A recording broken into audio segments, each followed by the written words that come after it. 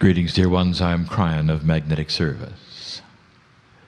And it took my partner a long time to understand the process that you see now.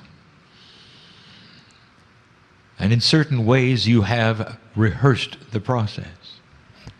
For even in the small exercise you have just accomplished, you take that which is the first intuitive thought and you translate it as best you can into a linear concept or sentence or group of words or word. And many times it is metaphoric, and this is common. A puzzle that must be solved, an image that must be interpreted, even words that don't make sense, that will mean other things in other languages. And this is very, very normal. Spirit speaks to humanity one at a time and never in a group, if you've noticed. As this message is given to the group, it's not for the group. It's for each and individual soul in the room. An overlay of that, which is quantum, is metaphoric, the third language.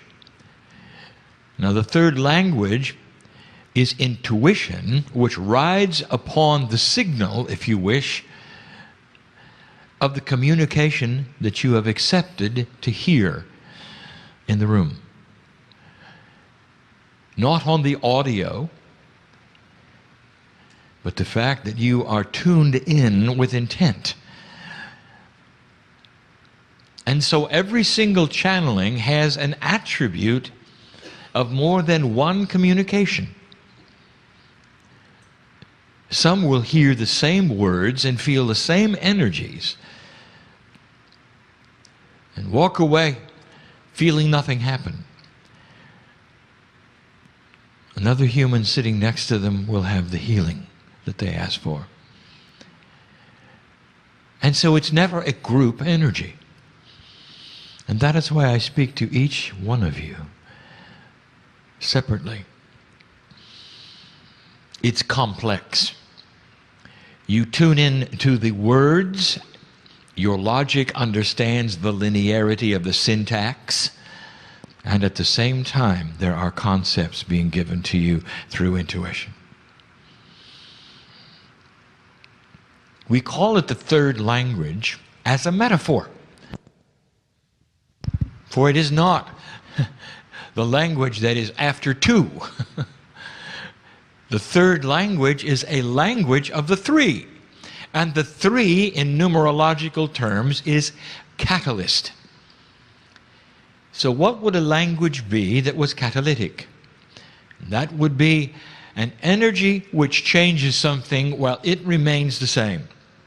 As it comes in contact with something else, the something else changes while it remains stable. Therefore, you are receiving right now, at whatever level you wish to receive it, a catalytic message. And sometimes the message is simple. It's a safe place. You're with family. Or, this is real. The reality of the message, one of the biggest obstacles of a human being, is that the man in the chair pretending. Or is he doing what I think he is doing? And let me tell you what he's doing.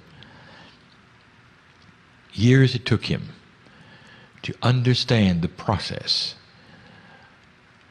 and complement it with his energy.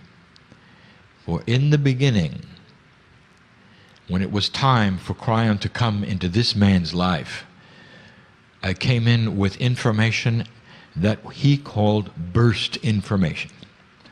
All at once, given to him as a thought group, as a concept, which he then had to interpret,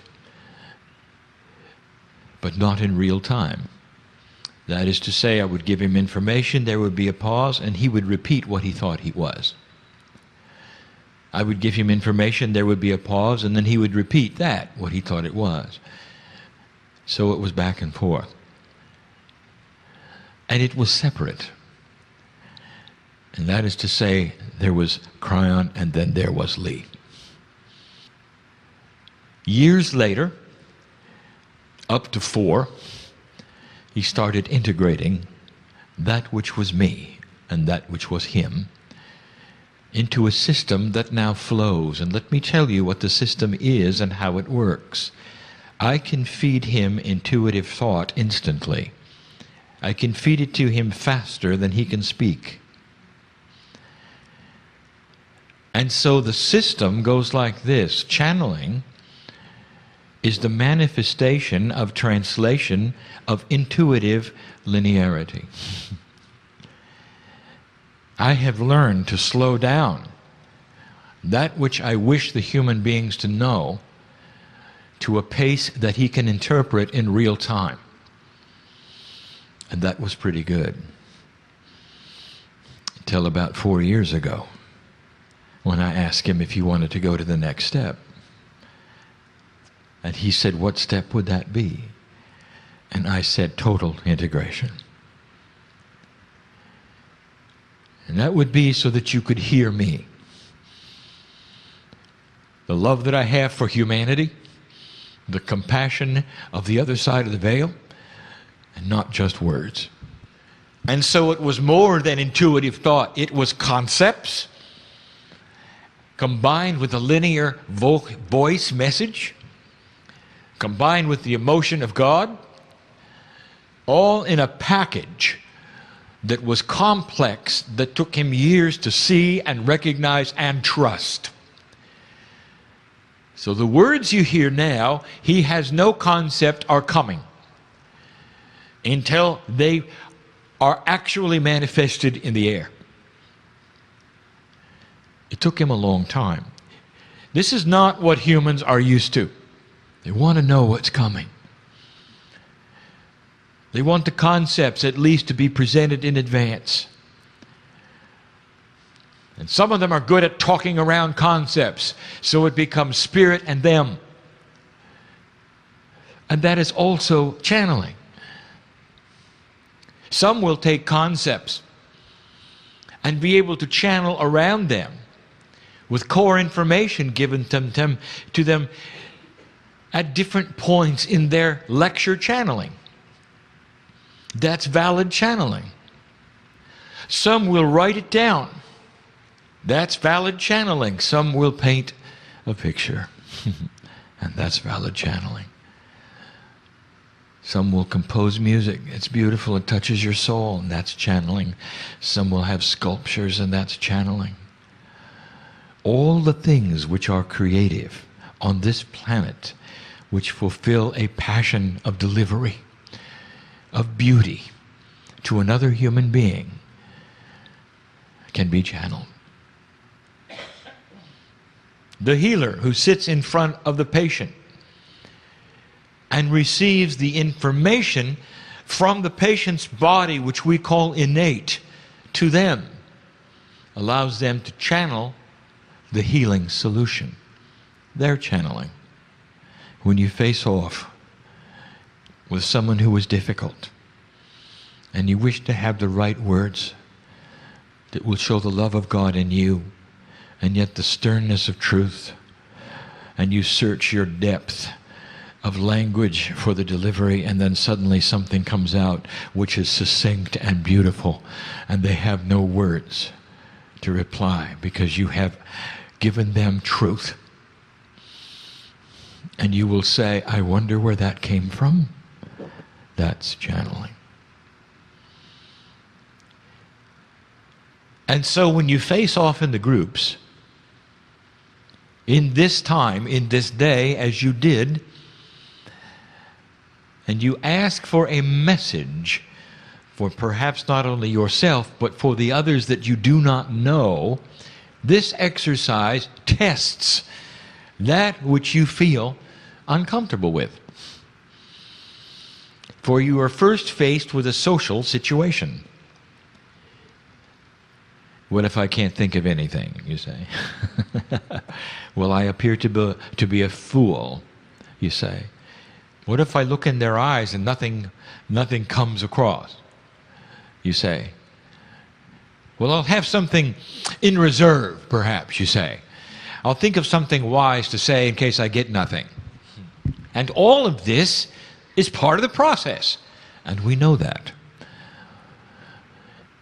If you do this often enough, you learn to sit back and relax. And you don't think of anything in reserve. For you know that Spirit will give you something. And that something will be good enough. And you trust it. When my partner first began to work,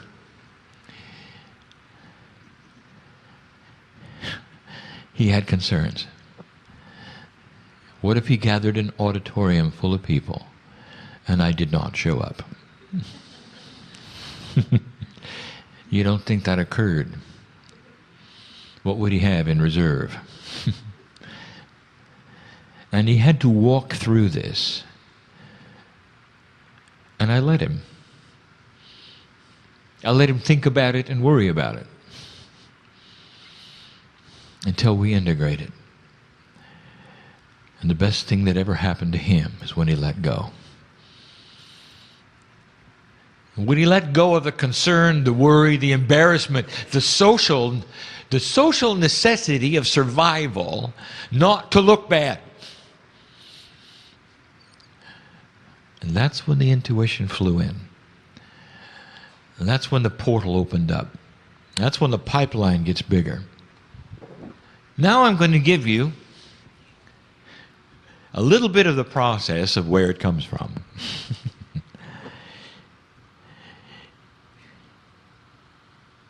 For you're told it, of course, originates in the brain. And it doesn't. For what you are experiencing, despite all the things that the psychologists will tell you, is not biological. And yet you are told that thought is processed and created by the brain in packages which they understand to be synapse, perhaps even going so far as to be called engrams of consciousness, carried in packets through nerves to present concepts that human beings have. Verbalized linearity, and whatever you want to call it. And it's none of those things. For these come from the outside in. Now, you might say, well, wait a minute, what happened to the higher self? So this begs a question. Where is the higher self? Well, you might say, it's inside me. What if it was you? What if it lurks, if you want to call that, in what is called innate? Now we get complex. For this is the quantum field around every single human being that knows all about the body. It knows more than the body does. Let me ask you this question yet again. Does it make sense to you that you could have disease in your body and the body doesn't know it? Isn't it supposed to be intelligent? Intelligent enough to know when it's diseased, what it can stand, what it cannot stand. And yet even the most basic premises of metaphysics has you doing kinesiology, which is muscle testing. And here is where you're asking innate, am I allergic to this? Can I have this? What is the dosage? Do I have a disease? Isn't it odd that that does not come from inside? Your immune system fights things, but it doesn't even know it has something to fight sometimes. You can have all the white blood vessels in your body rushing to one place to fight a cancer, and you don't even know you have cancer because your body doesn't tell you. There's a disconnect somewhere in there, you might say.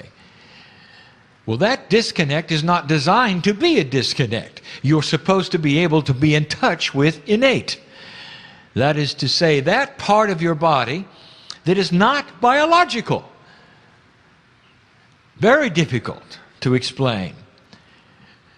Now it's integrated, but what good does it do to have integration when the innate is in the other room with the door shut? So what you're asking for is a full body experience to open the door and know the things that innate knows. There are some unanswered biological questions that at this day are not even being asked. 100 trillion molecules of DNA are identical in your body. Your big toe has the same DNA as the top of your head. It's not like your cellular structure, which knows whether it's a kidney or a fingernail. Your DNA is identical all over your body. There is a process where it communicates 100 trillion times, a quantity that communicates with itself and knows all about you. That's the DNA that we speak of. And in that there is consciousness. It's innate. You might say there's another you in there that you'd like to get in touch with. And you'd be right. We've spoken of the divine parts of you. And this is the intuitive generator. Innate is quantum. The field around you and your DNA is quantum. And that is to say, it is actually in a multi-dimensional state. Human intuition is that innate which often speaks to you when you least expect it. Channeling is tuning into it to the degree where innate is always working and becomes linear. Do you have help? Oh, yes. And this is the hardest thing we have ever taught. You want to think you have guides and angels. Well, go ahead and think it, if it makes you happy. Go ahead and name them, if it makes you happy. Go ahead and count them, if it makes you happy. For human beings need to often linearize quantum concepts in order for it to fall into an order where they can appreciate it and use it and understand it. The truth of the matter is, you cannot name them and you cannot count them. This is very difficult. We told you at one time, in the lineage of Kryon teaching, that you had 3 guides. That is a metaphor. Just like the third language is a metaphor. It's about the 3. Have you noticed the packages of 3 which are divine? Even the doctrines of earth, in the rigidness of the metaphors and the mythology of some of your religious practices, celebrate the 3. The Godhead is the 3 in one. You'll find it everywhere on the planet. It is part of divinity. It is seen in a trilogy of energies. You have 3 guides, not really. They are the energy of the 3. And the 3, again, is a catalytic number.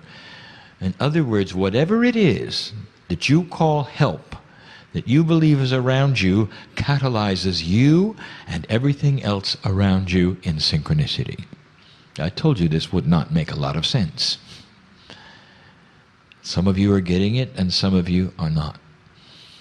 Again, we turn to the soup. It is the only metaphor we have. If your life is a bowl of soup, count the flavor. Count the salt. You can't. But you know it's there.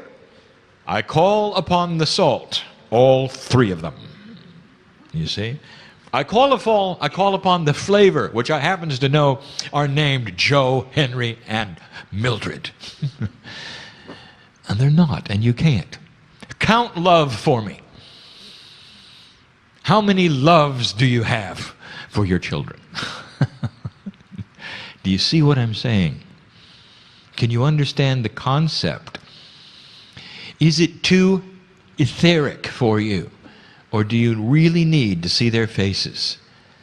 And if you could, what would they look like? What does the face of God look like? And I will again tell you this, if you could see their faces, it would be so confusing, because your face is theirs. And you would see you 3 times. The higher self is in every molecule of the soup. It is part of innate. It doesn't reside in your heart or your brain. It is outside of you and inside of you. It permeates you in a quantum field. You cannot locate it. It is higher than you are. And some will say, well, that means it's above me. Of course it's not inside me. That's incorrect. It's called the higher self because it vibrates higher than you do. Therefore, it is the part of you which is in a vibratory state which creates a multidimensional reality. If you could only open the door between the corporeal you and the quantum you, called the higher self, you would be complete. And that is the study, is it not? So here's what it comes down to.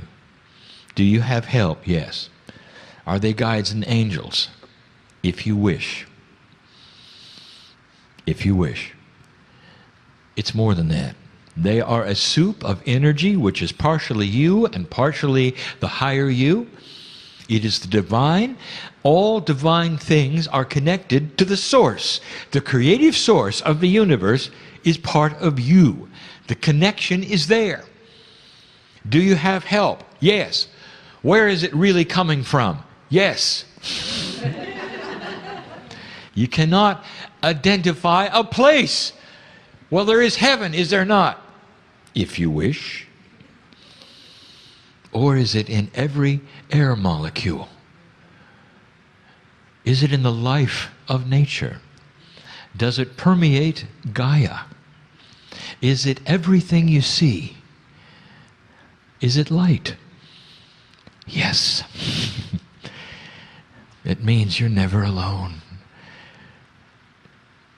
Here's what the masters and the shamans know. Wherever I walk, I have help. They all have my face. They're beautiful. I am a piece of God. I am quantum. My guides are endless. I have help. My intuition comes from the creative source. I have help from the air, the animals, the trees, the dirt I walk on. Love permeates everything around me. It is part of innate. I do not ask where, for there is no where. I do not ask who, for the who is the one, and it is I. And it may not make sense, because it's not in 3D, but can you feel the beauty? Can you feel the compassion which created it? Most of all, can you feel it in you and use it? And that is the invitation. The day my partner gave up trying to figure it out is when it came in. Don't try to figure it out. If you're consumed with love for an animal, for a child, for another human being, do you stop and figure it out? Or do you simply verbalize it to everyone you know and the universe? I'm in love. And I'm happy about it. What else can you say? When you write love letters to one you're in love with, what do you say? What can you say? Not enough. Overwhelming it is. Quantum it is. A piece of God it is. What is the one thing an animal can feel that you can give it beyond food, nurturing, shelter? And that is love. And is it true or is it not true that they look in your eyes and love you back? And it is. It is a universal quantum energy that cannot be denied. It will tame the wild horse. And it's the only thing it will. It is palatable. It is beautiful. And it is quantum. And you don't try to figure that out, do you? So why don't you now apply this to yourself? I'm not going to figure out how many guides I have, what the angels look like, or whether they come and they go. I am connected to Spirit in a way where I never have to do that. Here's what my partner knows. As long as he keeps this portal clean, as long as he lives, when he sits in the chair, I'll be there. That's what he knows. And now before he channels, he doesn't worry about what it's going to be like, how long it's going to last, what the subject might be, or whether I'll be there. Do you see that? So the exercise you just did shows some things to you. I know who's here. I know what the thought processes are. Let it go. Best thing you can do before opening your mouth to another person where you have to say something succinct, correct, proper, beautiful, is to empty your mind of everything you might say. And then say whatever it is that comes to you. And that takes trust and faith, and that will be innate talking. A full body experience linked to your consciousness that will make a difference in your life. It's an advanced teaching for an advanced group who will sit in chairs today and ask the hard questions. And so what is it you'll do next? I hope you practice it. You're going to find something when you do. It works. A whole other kind of thinking, a whole other language. Trust. Don't try to figure it out. Just know you're never alone. And so it is.